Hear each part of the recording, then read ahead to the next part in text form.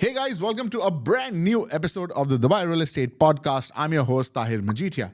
Now, today's episode, I'm really excited about. Why? First of all, guys, let me tell you something. Today, we're not going to talk much about real estate. Well, in any conversation I do, real estate will come in somewhere or the other. But I'm also going to be discussing about something else related to Dubai, which is the food scene in Dubai, which, in my opinion, is incredible. I've traveled a lot of places around the world, and one thing I can tell you that the food scenes in Dubai are really amazing. You get probably one of the best food here, no matter which cuisine you want to try. And that's why I thought, why not do a discussion on the Dubai's, F&B scene, what's going on over here, which are the good restaurants, which are the good places where you can find good food, some hidden gems. And that's why what I did was I've invited a very special guest, Mr. Hani Al Malki, who also goes by the name of Beduin Foodie on Instagram. He is not a food blogger or influencer. He is a big foodie, also a food curator, and in the F&B industry. So I thought, why not have him discuss what's going on in the F&B industry in Dubai, what kind of food you get in Dubai, and what are the best restaurants to try out. So guys, before I go ahead, make sure if you're watching this on YouTube, subscribe to my YouTube channel, guys. Hit the notification bell. Your comments and likes are really appreciated. If you could share this episode with your friends, family, or whoever might benefit from this, that would also really be appreciated by me. And if you're listening to this on Spotify or Apple Podcasts, please do give us a 5-star rating, review, follow. And now, Hi, Hani. Thank you so much for taking the time out and joining us over here. Why don't you start with a quick introduction about yourself so the audience knows? Sure. Well, thank you for inviting me to be here. My pleasure. So my name is Hani Al Maliki. I'm from Jeddah, Saudi Arabia. Lovely. Born and raised there. And I grew up there and then in boarding school in England and then university in the United States. Lovely. And I've since lived in various parts of the world, including the Far East. I lived in Indonesia for a while. I lived in Singapore for a while. Wow. I've lived in Paris, in London. I moved around quite a lot. Okay, that's great. And so my passion and my obsession is food. Hence, that's, I think, how we got to know each other. Yes. Yeah. And I've been here 14 years now. Wow. Yeah. So what got you to Dubai? Family business. Okay. My family's business is in luxury goods, luxury goods, retail and distribution. Okay.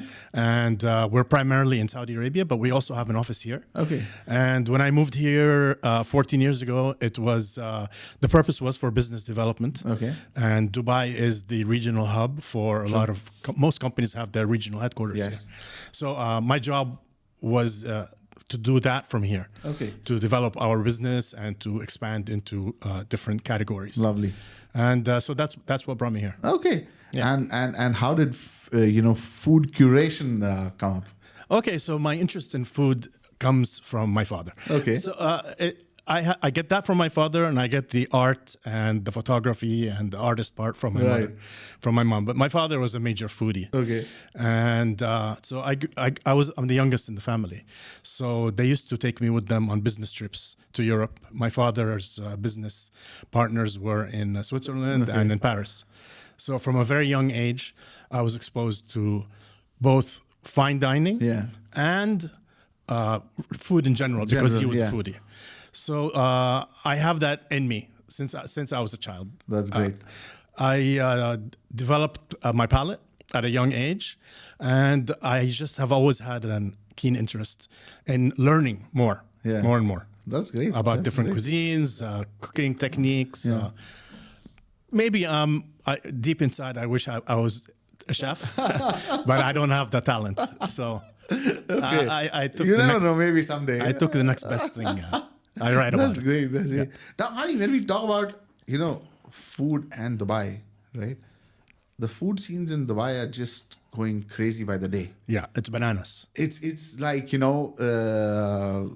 every I don't know, maybe every single day or every second day there's a new place popping up, and and not just necessarily that it has to be the fine dine and the most expensive, but even whether you talk about, casual eating places, cafes, what do you think of the whole food scene in Dubai in general?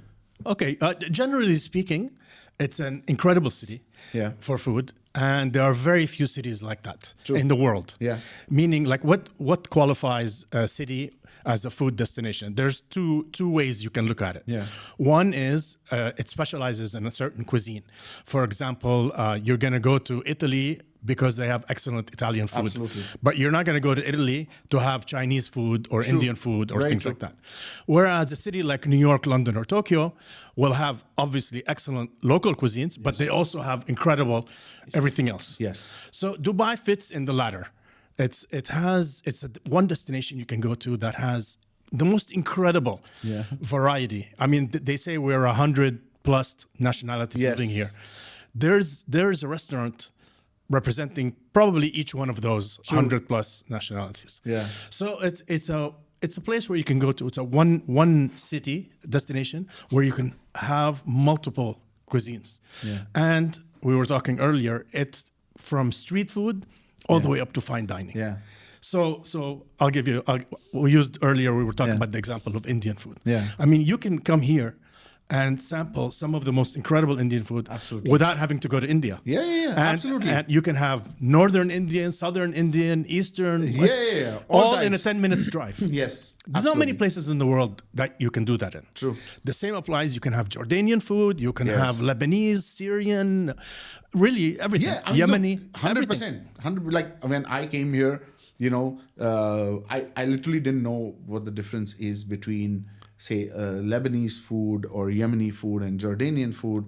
And when you live over here, and then if you love food and you go out and try different things, you realize, okay, Jordanian food is different to Syrian, and Exactly. okay, there might be somewhere some sort of similarity, but they have a different style of cooking and different dishes. So that is absolutely true what you said, that you can probably sample the entire world over here. Absolutely. Yeah. Absolutely. Everything from burgers to Yes. sushi and sashimi to Oh my God. and everything in the middle. Yes, in yes. between. Burgers don't even start. There's like, Yeah. I think we have, I don't know how many burger joints in Dubai, which are, and it's so difficult to choose which one is better over the other. I like to think of myself as a burger specialist. It's something that I have a passion for. Obviously, you probably could tell from my accent, I'm American educated since Yeah. I was in third grade, since I was about 8 years old. Wow. And I lived in New York and in Boston and in Los Angeles. Yes. So I really know burgers. And I spoke to, I'm very good friends with the founder of High Joint, Yeah. Oh Dr. my Hamad. God. Dr. Hamad Al Awar. So we speak often about burgers. And I've asked him many times, I'm like, isn't it overdone? Yeah. And he always tells me it's such a big market that there is room for all these brands. Wow. So you would think there are too many, Yeah. but there is room. And you're constantly seeing somebody come doing something new, an improvement, or Yeah. putting their own twist on it. And a lot of them are really good. Yeah, I mean, there is. I mean, Yeah. it is, I mean, when you go and you try, I'm like, okay, yes, because I feel that in Dubai, if you're not serving good food, you're not going to Oh, yes. Your food has to be good. It has to be good. Yes. You know, There's a if- lot of competition. Even and if- people know their food. Yes, absolutely. Like, the example of High Joint, which you just said. Yeah. The first branch of High Joint is totally offbeat. Yes. Right? Exactly. But once when I went there for the first time, and I was like, man, these burgers are something crazy, incredible. insane. Yeah. So you keep going back again and again, because and the place doesn't. I mean, is very small.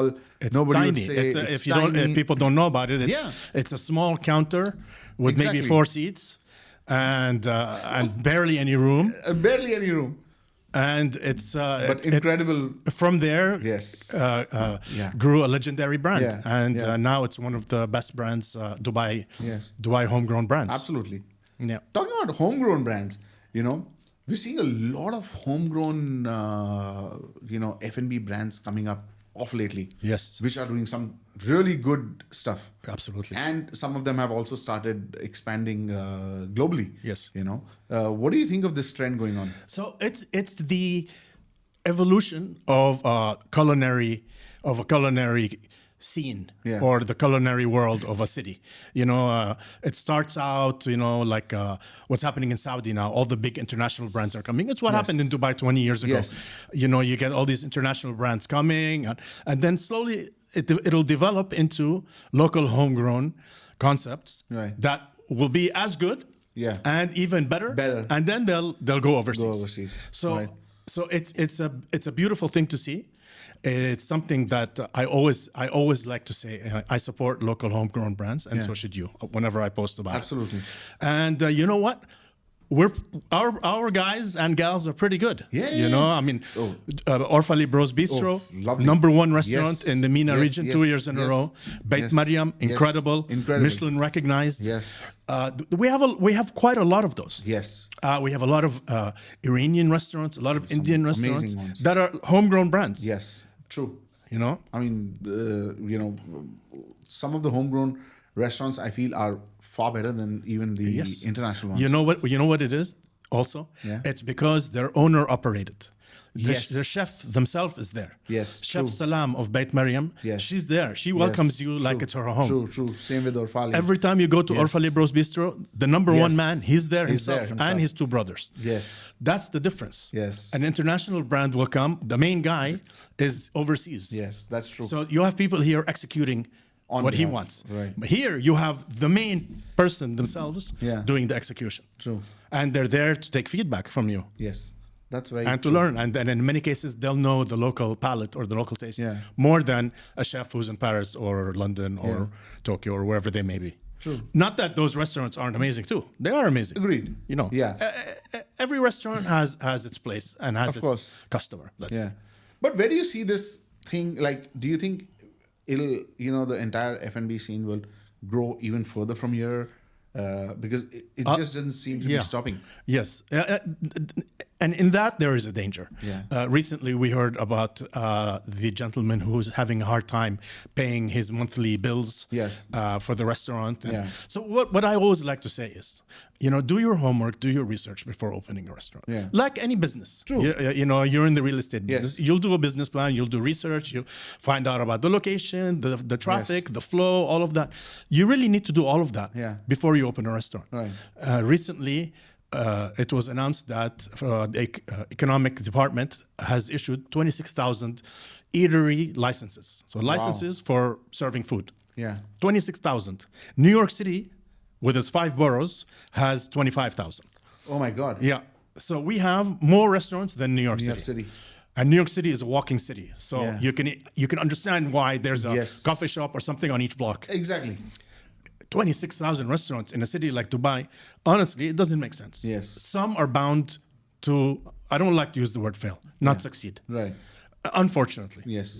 It's a very, very, very competitive business. It's a very difficult business. Yeah. I mean, my dream is to own a restaurant, but I don't have the expertise to run or to cook. Run the business or cook. There are specialized people who do that. Yes. And they're highly paid, Yeah. both for back of the house, which is the management of the restaurant, and the cooking, and front of the house, which is kind of management, but the wait staff and everything. Yeah.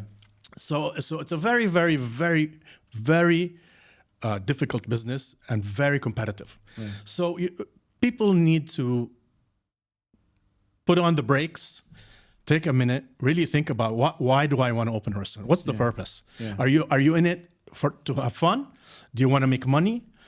Some people do it for glamour. There are people who will invest in a restaurant just to say, I'm one of the owners here. True. Or to be able to get a table when they want. But these are people who are investing money they're ready to lose. Yeah. Don't put your last few Savings. dirhams into a restaurant. True. Because it's very competitive, and they say, I don't know if it's true or not, 9 out of 10 restaurants won't make it. Yeah. There's a saying like that. Yeah. So I don't know. I really don't know what the real number is. Yeah. So really think about it. I think there are too many restaurants here. Yeah. There will be a correction. There will be many that close. The thing is, we have so many developments that keep coming up. Yes. And Dubai as a city is growing. True. So think of it as like Los Angeles. Los Angeles is many different cities that make up one city. Tokyo is like that also. So here, you need branches. Yes. So if you have a successful restaurant in Al Barsha area, you know, you could think about opening another one in, you know, the Marina, or another one on the Palm, or another one.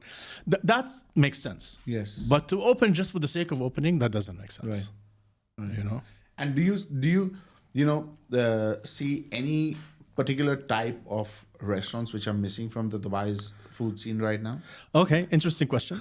So I make a list of what's missing. Yes. So one of the things that I find that's missing is an American steakhouse. I'm American in my head, so I miss the classic American steakhouse. Right. We used to have Ruth's Chris here, Yes. but they closed down. Yeah. We don't really have one. Yeah. Like Morton's or one of those. No need to Got it. reinvent the wheel. American Yeah. style steakhouse. Steakhouse. Wedge salad with blue cheese dressing, the steak, the sides, the creamed Chips. spinach, all of these things. Yeah. Exactly. The different potatoes, the chips. You call them chips, I'll call them fries. Fries. So that's one thing that's missing here. Right. You know, American style seafood restaurant, crab. Yes. Like there's a place called Joe's Stone Crab in Miami, very famous place. It's an institution. You know, they have the crabs. Again, it's about the Caesar salad, the crab, Alaskan king crab, oysters, things like that. And they also serve good steaks. Right. Another thing that is missing is the classic raw bar.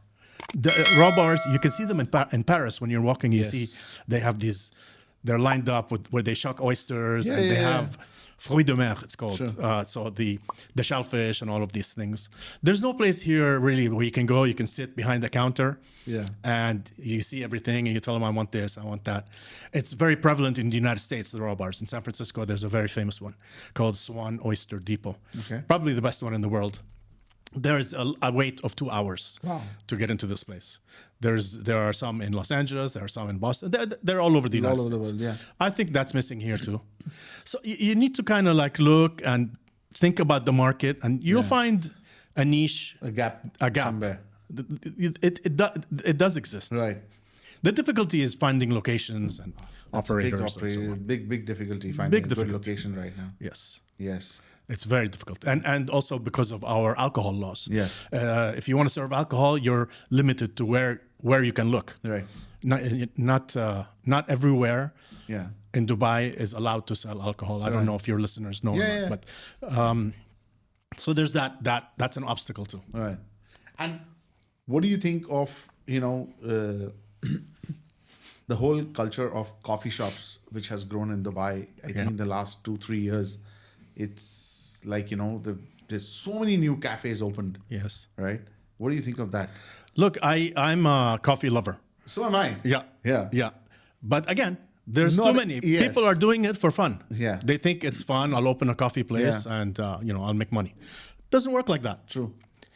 Coffee is a very specialized business. Yes. Very. And There are you have to find the barista, you have to pay Exactly. for the equipment, you have to find the right coffee. And the coffee consumer is very fickle and knowledgeable, like Yes. we were talking about No, before. that's what, because coffee is something like okay, you can make the place look however fancy you want to make it look, and the pictures might look good or whatever, but end of the day, the coffee has to taste good. Exactly. Right? What are your 3 most favorite coffee shops? Okay, so as far as chains, Yeah. my favorite chain is Arabica. Okay, yes. So they've popped up everywhere now. Yes. Most people don't know it comes from Kyoto, from Japan. It's Yeah. a Japanese origin. yeah. The gentleman has since sold it. So that's one of my favorite. Pete's Coffee is another one. It comes from Seattle. I like that one a lot. And my favorite independent one is called The Sum of Us.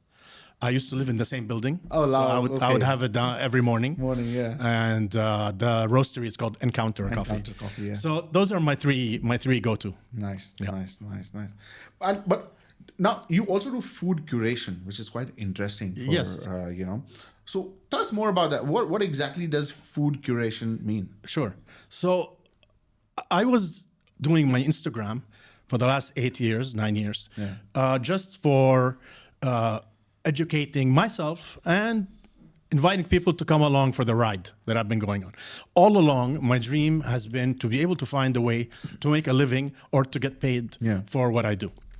I wasn't prepared to. I didn't want to be a paid influencer. That's not my thing. True. Some people are good at that. I'm not good at that. I wanted to find something. Yeah. So a year and 2 almost 14 months ago, I got a call from a gentleman who said, I want you to meet me. I want to show you a project. He showed me a location. He said, we want to do a food market here that is inspired by the great food markets of Europe and America, specifically Chelsea Market or Borough Market in London. Yes. And I totally got it because I love food markets. So They are amazing. So that opportunity finally came up. You know, they say, keep doing what you do. Yeah. Or for example, if you want to catch the train, you have to be at the train station or whatever. There are different things Yes, like that. yes. So I kept doing it until this opportunity came by. Yeah. And you know what? They hired me to do it. Wow. So my job is to, as a curator for Timbuktu Market, was and it still is, to go and find the right vendors, or in the food market business, they're called traders, and the right mix also. And to do that, you have to have the knowledge of the local market, but also of what's out there. True. I needed to know about supper clubs locally. I needed to know about chefs. I needed to know who's a good operator, who's not a good operator. So as far as curation, okay, so my job there was to fill this space with the right mix of cuisines and the right persons and operators. I take what the owners wanted, and they take what I advised, and we came up with the right mix. And I came up with a list, and they gave me a list of things that they like also. And I went off. People followed it on my Instagram. I went the last year. I was all over the place. I went to Japan, Los Angeles, London, everywhere, and of course here locally. And we made a short list and narrowed it down. And today we announced our second vendor. Lovely. So that's what I do for curation. I think I found a good niche for myself there. Yeah. If somebody has a project they want to develop and they need help in attracting the right F&B concepts for they can come to me and I can help them. Got it. I kind of know what will work in which area, which price positioning.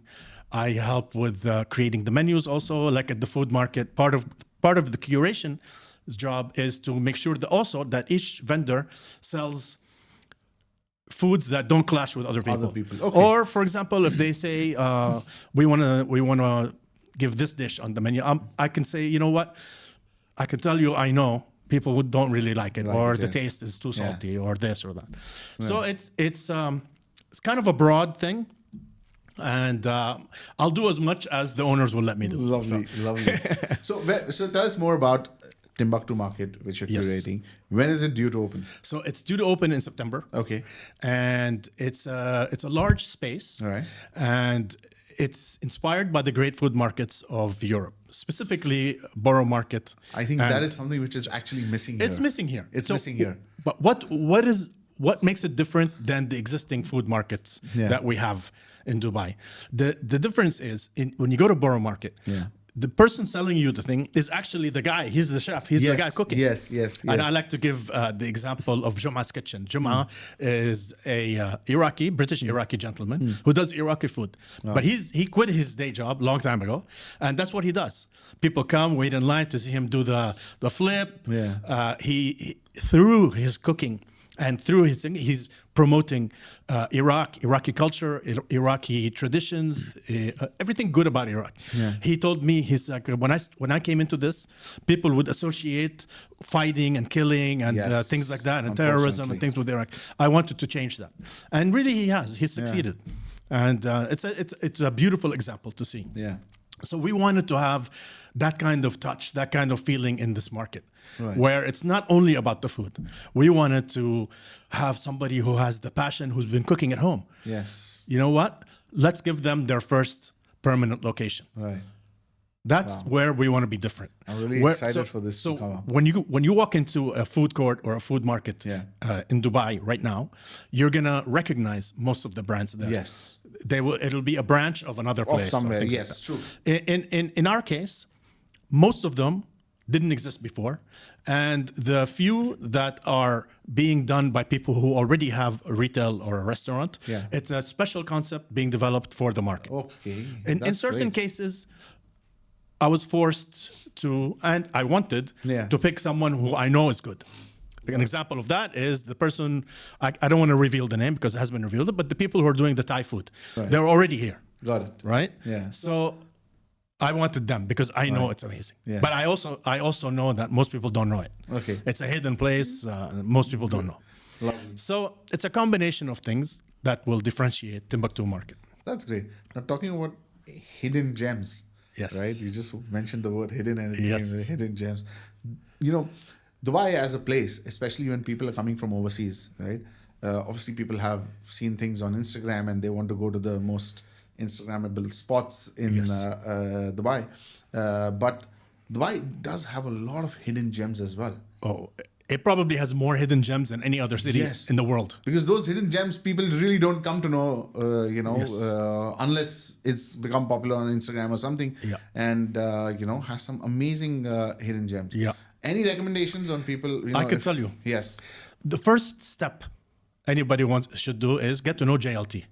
It's a neighborhood or True. It's It's a- a foodie's paradise, I would it's say. a foodie paradise. They're all little small restaurants. Yes. And they're incredible. Some of the Yes. best restaurants in Dubai for food are there in JLT. Absolutely. And it's a place where a first-time restaurateur can go because the rents aren't extremely expensive. Yes. It's doable. Yes. From a numbers point of view. So there are incredible from Vietnamese Yes. to Korean. There's even a North Korean restaurant there. There's everything there. Yeah. It's incredible. That's one easy way to Yeah. get to know hidden gems. Obviously, you can follow certain bloggers Yeah. who specialize in this, but you have to, again, differentiate between who's being paid, Paid and and who's being not, paid. yeah. But if you do your research, you'll find. That's one way. How do I find them? Everybody asks me how to. Like, for example, I did a reel from a chapli kebab place that's a literal hole in the wall in Sharjah. Yeah. How could I possibly know that? The way I know it is I have very passionate, obsessed foodies who follow me. And every day I get, go try this, go try that, go try yeah. that. I have a list on my phone.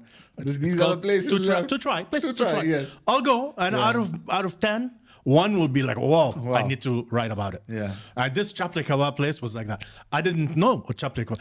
I learned everything about Indian subcontinent and Yeah. Pakistani and Afghani foods when I moved here. I didn't know. Same with Iranian. Yeah. You know what? One of my friends, Reza, Ravenous Xerxes, I learned everything I know about Iranian cuisine from him. Yeah. I got to learn that some of the best, maybe the best Iranian food outside of Iran and outside of Tehran, for example, is in Dubai. Dubai. Wow. You know? So that's something, I don't think I'll ever get to go there. Yeah. But you know what? Here, I've sampled, again, Northern Iranian, Southern Iranian, special dishes, Yes. things that most people don't know exist. And we have so many Iranian restaurants. True. So some of them are hidden gems. Like there's a place in Mamzar. It's not a hidden gem anymore. It's become really famous, called Khori Kebab. Yeah. You know, when we first started going there, it was a tiny little small place. They do the skewers like that. It's getting well known and more now. popular now. But there are so many hidden gems. Yeah. In Karama, in Satwa, Yeah. the biryani place. I was told the best biryani is a place called Pakliyari. Yeah. I went to try it. I'm like, had somebody not told me about it, I don't think I would have ever walked in. Walked in. So True. I go in, I go armed with where to go and what to order. Yeah. Because my followers are very, very passionate. They'll be Yeah. like, go there, but don't order this, order that. True. So that's how I go discover it. No, if whoever's listening to this, you should follow Hani on Instagram. His handle is @the Beduin Foodie. I'm going to leave it also in the description. Thank you. But because how I connected with you was because I see a lot of people, a lot of food bloggers. Initially I used to follow a lot of them, but I realized, all they do is that this is so wow, this is so wow, this is so wow. Yeah. Right? Everything cannot be wow. you know? Absolutely. And initially when they started, I was like, okay, I'm trying. And when I went to a few places, I was like, this is okay, and then I stopped following a lot of them. Just a few of them I follow, but because they're just being paid to put out Yes. their reviews. Yes. And that's what I don't really like, that it's just paid advertisement, a different form of it. Yes. And very few people like yourself are people who are genuine, who go out and if it's good they write good, if it's bad they write bad. Yes. Legally, we are supposed to, we bloggers Yeah. are supposed to clearly mark a paid post. Yeah. You're supposed to mark it, but they don't. True. So you have to think about it this way.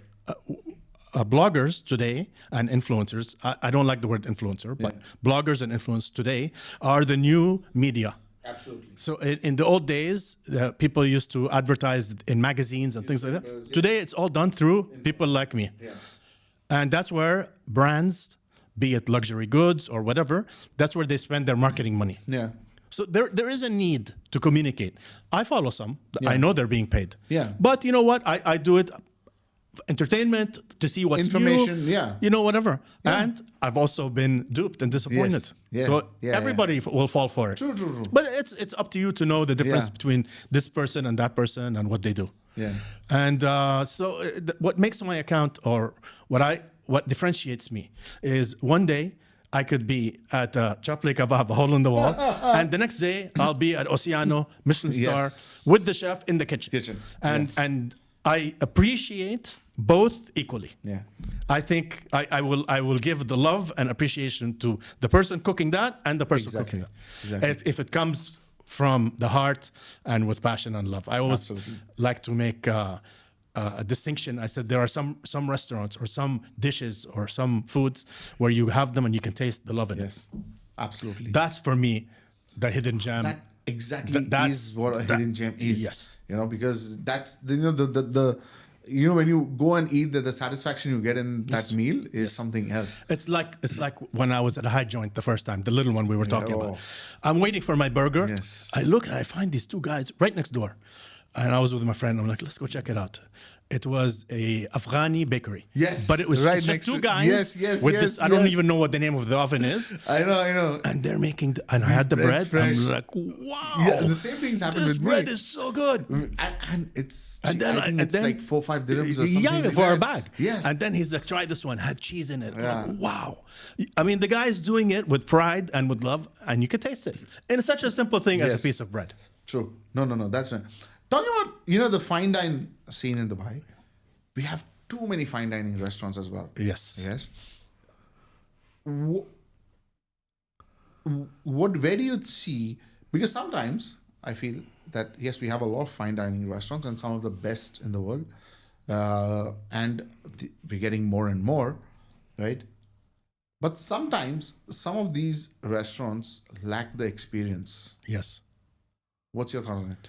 Okay, my thought is we definitely have way too many fine dining restaurants here. What's happening now is Dubai. One of the missions of Dubai tourism is to make it the number one culinary destination in the world. Yeah. That's a nice goal and target to have. In reaching that, they have been attracting and inviting and paying for some of the top chefs in the world to open restaurants. Yes. We have a new project called One Zabil. It's Yeah. a beautiful hotel. Yes. There are some of the most talented, famous chefs in the world Yes. who have opened restaurants there.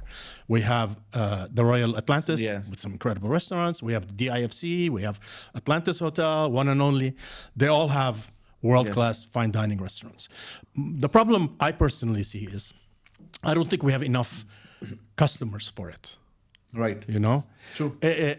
In a place like in Tokyo, or it's part of the culture to go eat in fine dining. Yeah. You know, you have just from the local population, there's a waiting list for these restaurants. What we have too many. Yeah. Other concerns is wine is a big part. I don't know if I wanted to talk about it or not, but I will. Wine and fine dining go hand in hand.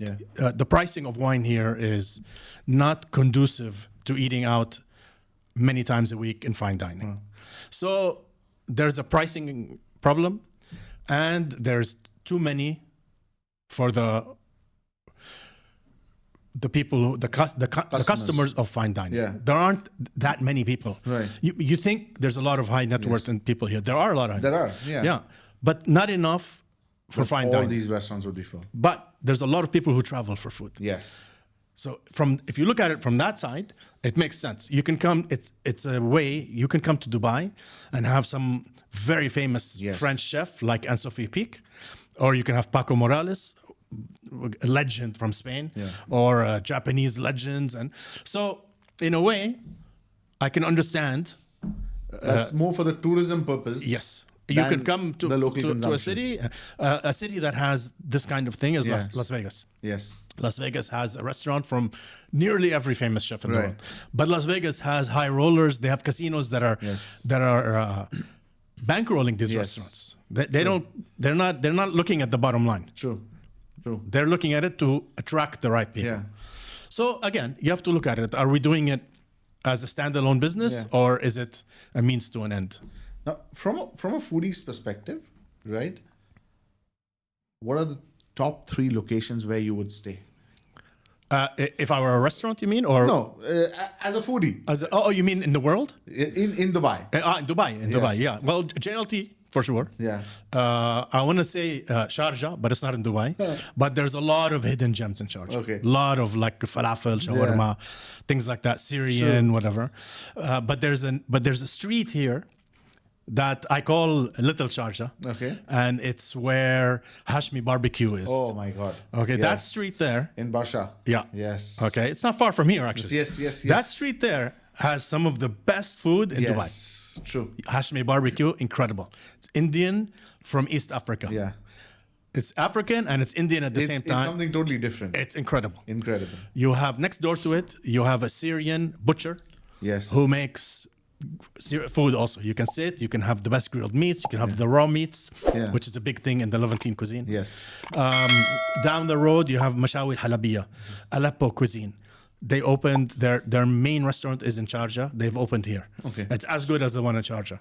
Incredible. Aleppo cuisine is considered the ultimate, the best of the Levantine cuisines. Even Lebanese people will say Aleppo cuisine. Okay. It has a certain cachet. Yeah. It's because of where it is geographically, and it also has Christians, Jews, and Muslims living together Wow. for the last thousands of years. So it has a Turkish influence. It's near the border of Turkey. It's a very special place. Hamad Orfali is from Aleppo, Yes. so you can see some of his food will have Has that influence. of Yes. Turkish, or he uses sujuk and spices and Yes. things like that. So Aleppo, Mashawi Halabiya, which is Aleppo grills, is there. You have a great hummus and falafel place. So that's another area. Yeah. And then for the fine dining, you have the Palm. Yeah. All the different hotels have incredible restaurants. You have DIFC, obviously. My favorite restaurant in DIFC is Gaia. Oh yes. That's Local incredible. homegrown brand. We were talking about that. And it's gone. It's gone. Yes. They've opened in London. They've Yes. opened in Monte Carlo. They're going to open in Miami. No, And Gaia it's- is one place which I feel, yes, whenever you go, you find the food Yeah. on point. Yes. Good food, good Good service. food. Total very nice. homegrown brand. Yes. That's something which is really nice. Yeah. So that Yeah. and the IFC is my favorite. Although there are a few other good restaurants. Right. I'd like to tell your listeners a little trick. People say, "Oh yeah, but a lot of these restaurants are very expensive."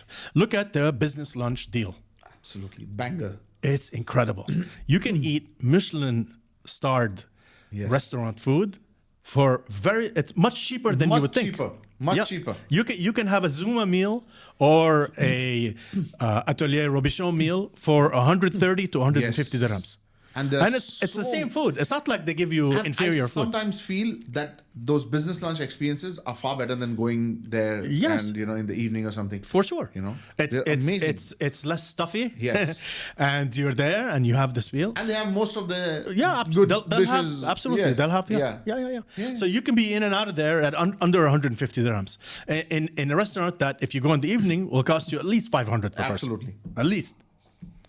So that's something that we have in Dubai that I haven't seen in many other cities in the world. Yes. This business lunch thing. And you know what? It's good because it fills the restaurants during the day. Restaurants have a hard time filling lunch if they're not located in a financial district Yeah. or something. So you know what? You do these deals, people will come. Yeah. There are people who can't afford to have a Michelin or a Gaia or whatever restaurant it is. Yes. They, not everybody can afford to pay that much money. But you know what? You can save up and get the same food for 150. Yes. Some are even 130. Yeah. And some of the deals are really amazing. Yes. The- Atelier Robichon. Robichon Yes. is the most awarded chef in the history. Yes. Okay, so the restaurant of Robichon here is called Atelier Robichon. It's in DIFC. Their business lunch is 126 dirhams, I want to say, or 29 dirhams, and you get an appetizer and a main. So you get two things. That's nice. Okay, Yeah. if you order a drink or the coffee, whatever, it'll go up. But you can still, you can But still try. cheaper than 500 dirhams. Yes. Yeah. That's true. That's true. What do you think of, of lately, like for, rents in Dubai have gone a lot Yes. higher, right? Yes. Obviously, it's hurting a lot of restaurants as well. Do you see a lot of these places will struggle somewhere down the line, or with the growing number of people coming into the city, are they able to break even? I believe they will suffer. Well, I speak to some friends of mine, restaurateurs. Yeah. They tell you my landlords aren't very accommodating, true. in certain areas. Yeah. You know what I mean? If you're in Dubai Mall, for example, or in DIFC, or in these kind of areas, the landlord, because if you're not going to pay it, there's 20 people waiting in line Yes. for that location. The landlords have to become a little bit more softer, more accommodating, Yeah. more supportive of businesses if you want to help restaurants survive in certain cases. So there is that. You're in the real estate business. You know how residential rentals have gone up. Yes. I have so many of my friends that have been evicted because the landlord wants to either fix it up and sell it or whatever. We have to think about that. It can become a problem when a city becomes not affordable anymore, or when a region or a location in the city is not affordable. Restaurants won't open. Yeah. You have places like Motor City now that have amazing restaurants coming up. How many have opened up there? Yes. Well, you know what? Because it's a big residential Yes. area. Rents are cheaper. Yes. They're probably going up also. Yeah, but they're still cheaper than, Yeah. the I likes have of... my friend Nikki has the neighborhood food halls there. Yes. I go there all the time. It's a food market type Yes. with incredible foods. Absolutely. He chose to do it there. For me, it's like going to another city. It's 40-minute drive. Yes. But there are a lot of people who live there. Yeah. I think, one thing I've realized that in Dubai, a lot of the homegrown chains and these places which have actually become popular and grown, they all started with some offbeat kind of location which people went to these places because of the food. Yes. And then they've come into the more prominent or prime areas. Yeah. So I think that as I don't know whether it's a good strategy to do for anyone starting new, but There's also the dark kitchens, Yes. there's that also. Yeah. There was a big rise in this business. Dark kitchen is basically a restaurant without having the brick and mortar. Yeah. It's just a kitchen that makes the food that is sold through Deliveroo or other aggregators. Yeah. Again, it reached a peak and it's now in decline. Yeah. And the brands are going back to what you call in your brick and mortar. Yeah. They're going back to having a physical location. So you know what? An area like Motor City is a great place. If you go there now, you'll find a branch of a lot of places. places. Sushi Art, Tortilla, Yes. I don't know what. Lots. Chicken. Everybody has a lot of places have opened up over there. I prefer that over a dark kitchen, Yeah. me personally. Yeah, that's great. Yeah. And what do you think if you compare Dubai, as a food destination? How does it compare to other global places such as London or Tokyo, New York? Where would you rate Dubai? I would rate Dubai very high. The difference we have here is we don't. Okay, what I say is we don't have the produce. Yeah. Right. It's not like you can go to the farm and buy your tomatoes and True. In Europe there is that. Oh, there's which is a amazing big restaurants. Yes. contributing factor to restaurants. Yes. Is where they source their vegetables. There's so many restaurants who just get it from the... and they have it's deals in the with restaurant. farmers. Yes, I yes, get my yes. cheeses from this cheese person and that. Absolutely. Okay, so we don't have that, but Yeah. we do have excellent tomatoes from Pure Harvest, and it's getting better. Yeah. But it's not a farmer. Yes. A farm to table. Specific farmers. Okay. Yeah. Okay. Given that obstacle, it's definitely something. It's a challenge. Yes.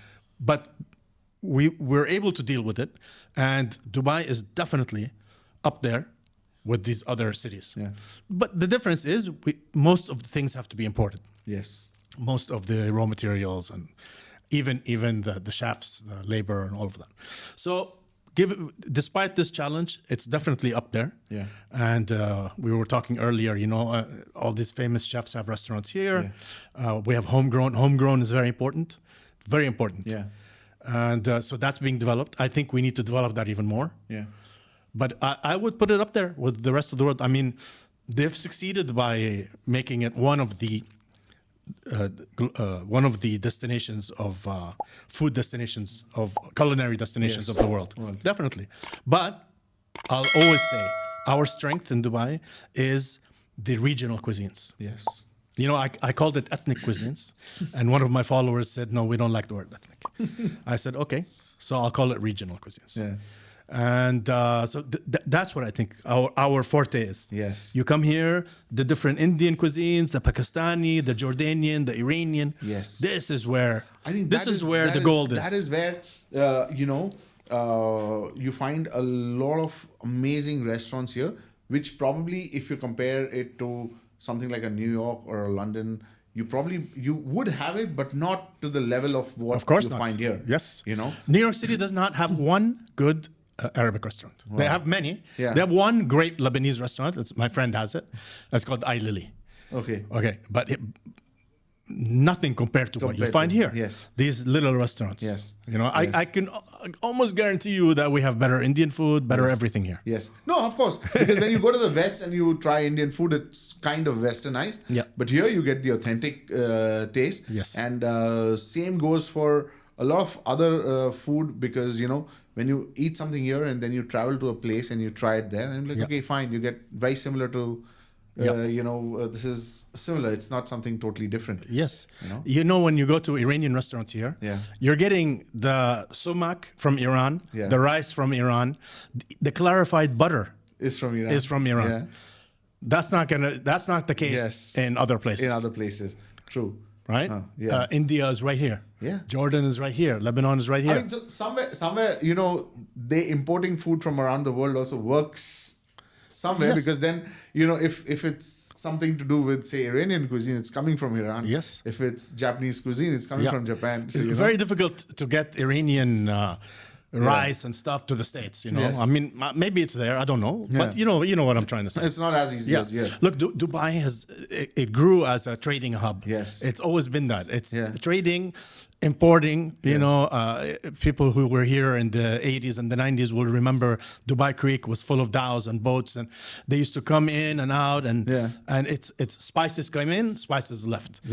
Electronics came in, electronics left. So the culture and the business acumen is here for importing from all over the world. It's part of history. You can go to the souk, the spice market, the gold market. You can see it in front of your eyes. Yeah. So it's something that Dubai has perfected. Yeah, absolutely. Now, Hani, you've also been living here for over a decade now. Yes. Right. And you've seen the city grow a lot, right? And you've lived, in the States, Asia, other places around the world. What has your experience living in Dubai been like? I've loved living here, and I've loved seeing Dubai grow. Yeah. Sometimes I write about traffic, and I write about people not being so nice driving. Yeah. Look, the perfect city doesn't exist. Everywhere has its pluses and its minuses. Yeah. And it's up to us to try and make it the most agreeable and the best. I think Dubai is an incredible place. There's a plan and it's being executed. Yeah. It's only going to get better. True. A couple of days ago, they announced the expansion of the public transport system. Yes. We're going to have more than 140 metro stations. Okay, London has had the tube since the 1800s. Yes. You know what I mean? Okay, but we're a new country. Yes. We were established in the 70s here. Yes. People forget that. Yeah, absolutely. Yeah. So the money is being spent, it's being developed, and it's gonna improve. Yeah. But today, it's already like we were talking earlier, it's many different cities Yes. into one. Yeah, because Dubai is now growing, Yeah. and there's so many different areas come up, new places come up, and every place is becoming like a small city in its own. Yes. Like today, if you think of Palm Jumeirah, Palm Jumeirah itself is become like a different. It has its own mall. Yeah. Its own supermarket. Own set everything. of restaurants. Yes. Different kind of. The same will thing. apply. I just moved to Maidan, Mohammed Yeah. bin Rashid City. It's being developed still. Yes. Again, it's a city on its own. Yes. True. Motor City is a city. Yeah. You go to Dubai Hills is different. DRC exactly. is different. Yeah. Exactly. Yeah. There's nothing wrong with that. That's Yeah. how big cities are. Absolutely. Listen, officially, I don't know what's the population of Dubai. You get anywhere from 4 up to 6, right? Yeah, I mean the official stats say about 3.7. 3.7. Yeah. Well, I have it from good authority that we're at 6.8 million already. Wow. And the goal is to go up to 9 million. Yeah. True. So it's going to become one of the biggest cities in the world. Yeah. That's true. And it'll only get better. Yes. And more food. Yeah. It's a great place to come. Come on holiday. Yes. Try different. You can learn so much. So much. Oh, that is culture. something, You have Abu Dhabi nearby. Yes. You have Sharjah. You have Ras Al Khaimah now. Yes. Developing, doing incredible Crazy. projects, Yes. all Las Vegas style. Absolutely. Yeah. Yeah. So I think, Hani, that was a really great chat. I really enjoyed That went by quickly. my time with you. Thank you so much for taking the time out. And I wish you all the best with Thank you. Thank you so Timbuktu much. Market as well. Thank you. Thank you so much. Thanks for having me. Thank you. So, guys, I'm sure you're hungry by now after listening to all this about food in Dubai. And if you're visiting Dubai, do make sure you check out the best restaurants over here. If you need any recommendations, you could always reach out to Hani, or you could even DM me. We'd be happy to help you. If you're coming here wanting to take a look at some amazing properties, do get in touch with me. We could always go out for a meal and discuss real estate as well. And I'll be back with another episodes of the Dubai Real Estate Podcast very soon.